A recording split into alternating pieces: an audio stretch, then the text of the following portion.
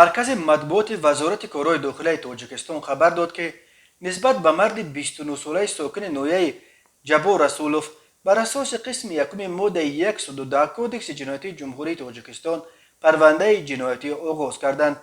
بنا به فرضیه مقامات این مرد شب 8 ایول سال 2021 تخمیناً ساعت 00:05 دقیقه در نزد نقطه فروش سوزشواره گاز نفت واقع در جماعت مهرآباد نویه جبو رسولوف از سبب مناقشه به میان آمده با کارد یک مراتبه به شکم جوان 23 ساله ساکن همین نویه زده است.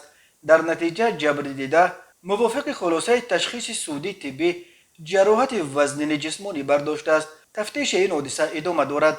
به مرد دستگیر شده بر اساس قسم یکم ماده 112 همچون جزا از 5 تا 8 سال زندان تهدید میکند.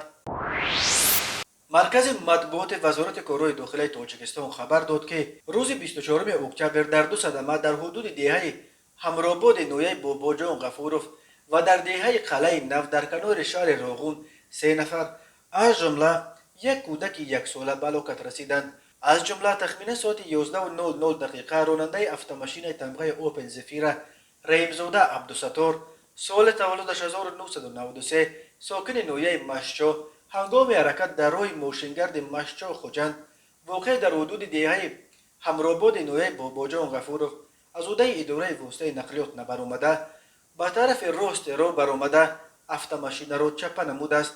در نتیجه راننده رحیمزاده عبدالستار و مسافرش رحمان و مهیا سال تولدش 1999 ساکن نویه باباجان غفورov جراحات گوناگون جسمانی برداشته در جای حادثه به هلاکت رسیدند.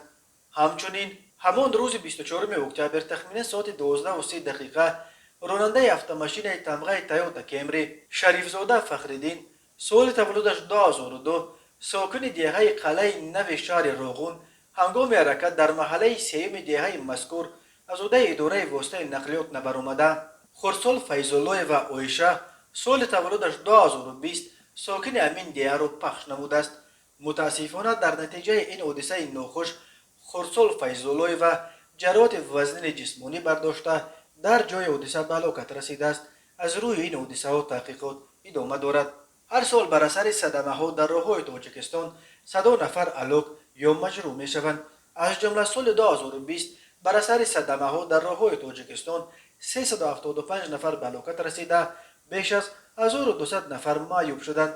در نیمه اول سال 2021 در راههای تاجیکستان 151 نفر در صدمه های نقلیاتی جان باختند.